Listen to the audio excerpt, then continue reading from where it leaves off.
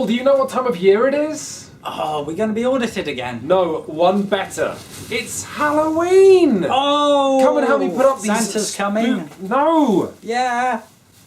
What are you going to ask for in your stocking? A new friend.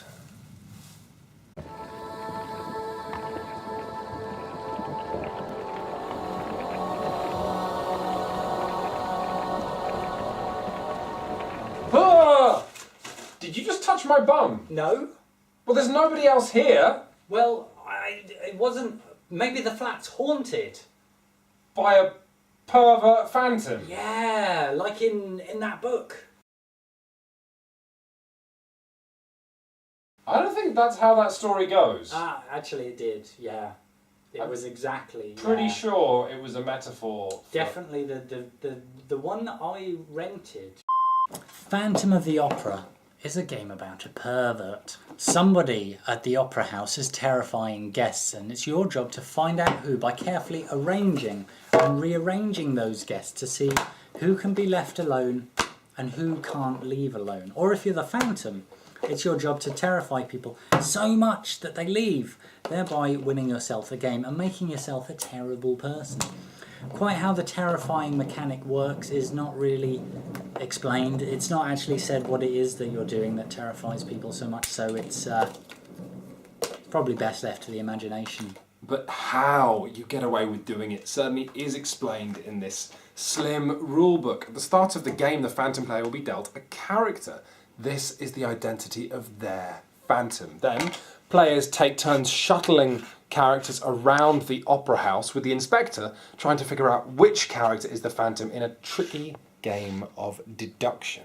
You see, the Phantom can only do whatever it is they do when they aren't being watched. That means they have to be alone in a room somewhere in the opera house, or they can be in an unlit room with other characters, but players take turns shuffling characters around the opera house, moving them from room to room, and ideally the Phantom player will want to isolate their Phantom so they can perform their operatic onanism, but they'll also want to try and isolate other characters, keeping them separate so it's more difficult to tell who the Phantom is. What's important is at the end of every round the inspector player will ask the Phantom if he can Phantom. Let's say he can't. Here's what happens next. The inspector is able to clear everybody who was alone and could have Phantom. Everyone in the dark room who could have Phantom, meaning your Phantom is one of these three characters.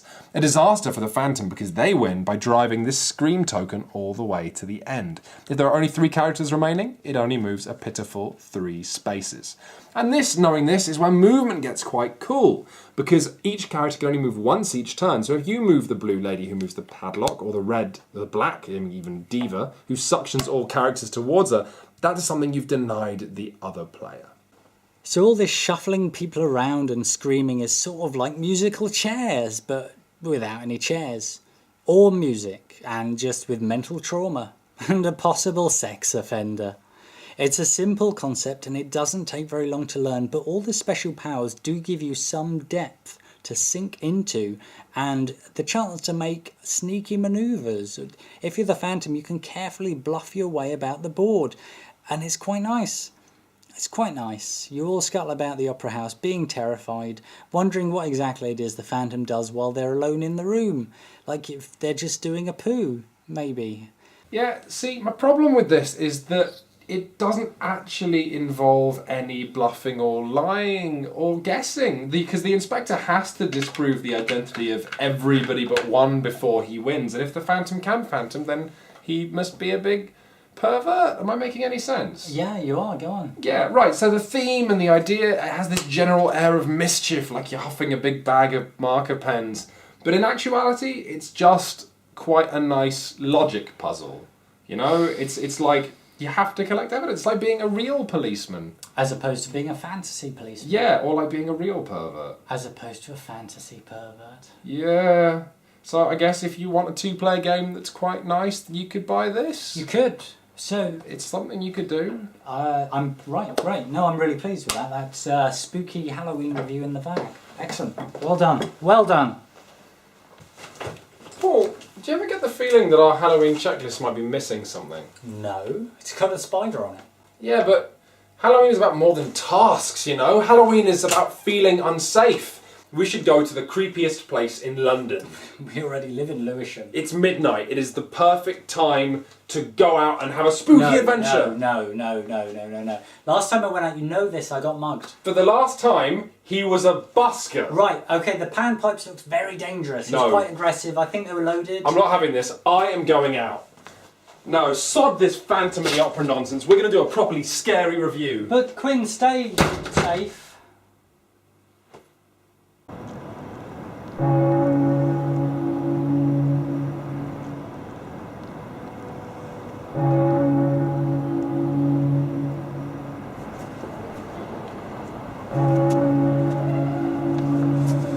Alright, forget ghouls and goblins, forget vampires and werewolves. Let's look at the game of a monster who really existed.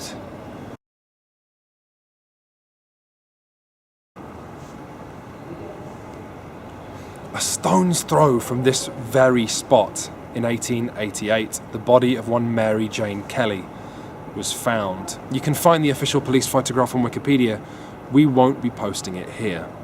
Her throat was slit to her spine. The organs of her abdomen were removed. Jack the Ripper even found the time to remove her heart. Which isn't the most disturbing thing about Jack the Ripper, which is that he was never caught. Letters from Whitechapel is a game of terrible skill and tension where one player takes the role of the Ripper and up to 5 others will play police officers trying to hunt him down. Now the first thing you'll see out of the box is this map, a detailed, delicate representation of Whitechapel, the area of London where the Ripper murders occurred, real side streets, real locations, and you'll start the game with the Ripper noting down one of these spots as his hideout. And the game from then on is broadly simple.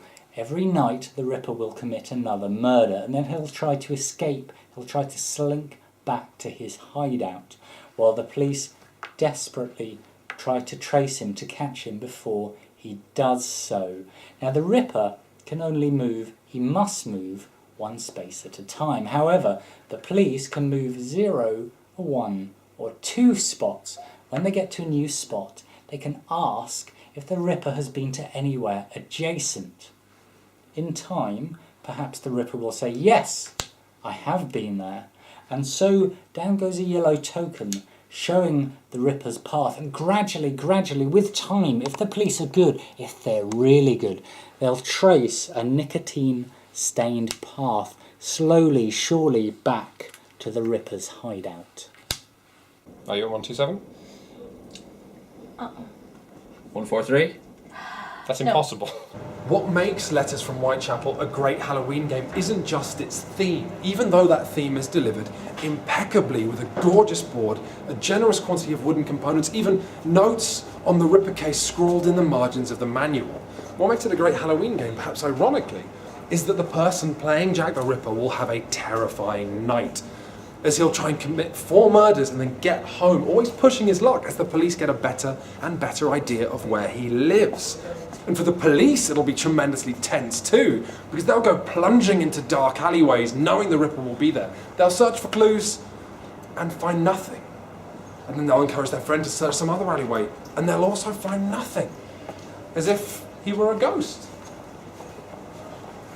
Of course, this theme wouldn't also suit if it didn't give Jack a few surprises to keep up his sleeve.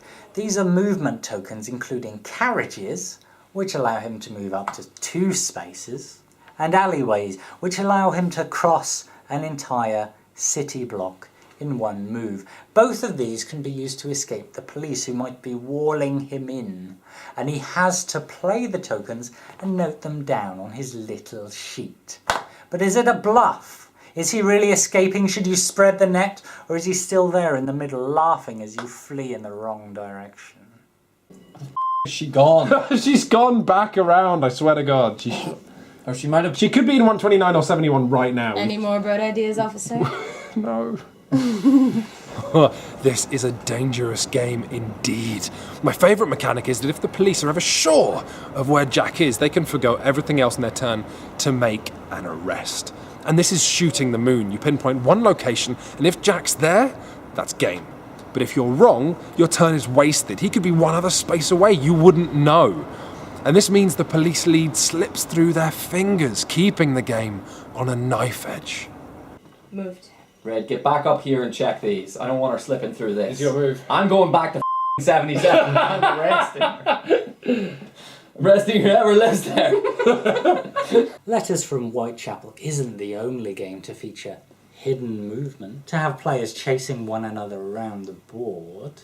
You may have heard of Scotland Yard, which is another game of chasing crooks across London, and which is also fine, probably. And you may have heard of Fury of Dracula, which we've mentioned before, a game where players grab guns and garlic and they bother Dracula across Europe. Fury of Dracula is more complex. It has traps and fights and naps and bites, with mechanics for the time of day, for face-offs against Dracula, for Dracula healing himself after a ruckus. It's not just a game of finding Dracula, it's a game of beating him up once you do so. In comparison, Letters from Whitechapel is less complex, which isn't necessarily a bad thing, because it's faster, cleaner, simpler. Fury of Dracula is also out of print, which is a problem. To find a Dracula, you'll need to find the game second-hand first. If you're after still more hidden movement, we also recommend Escape from the Aliens in Outer Space, a simple, cheap game where everybody is moving secretly and cut into teams of aliens and humans. But the aliens only reveal themselves when they announce they're eating whatever hex they're on, sometimes eating other aliens. Mostly though, it's just a game of noises, and then everyone either running to or away from those noises in the dark. Speaking of noises... We probably have a bias towards hidden movement games, but everything that we've mentioned tonight is a damn good, damn exciting experience. A way to play hide and seek at your own living room table. So do we recommend Letters from Whitechapel? Absolutely. It's a devilish game of double bluffs, of deception, of alleyway escapes, of daggers in the dark. But bloody Quinns are having his fun. I've just shat myself. I hope you're happy you've had your fun. You've just taken 6 years off my life.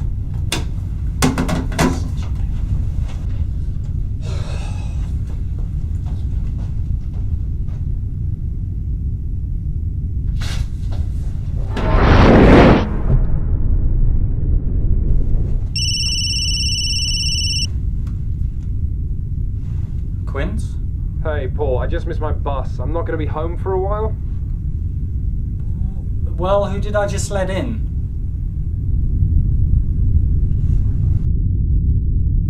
Quinns, I think I've let someone into the house. I think there's someone...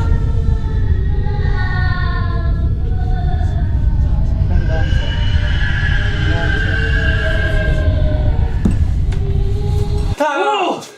It's only me! Oh my god, is this not the best Halloween ever? Did I not give you the scare of a lifetime? I'll say I did. Paul? Come on, you gotta admit that was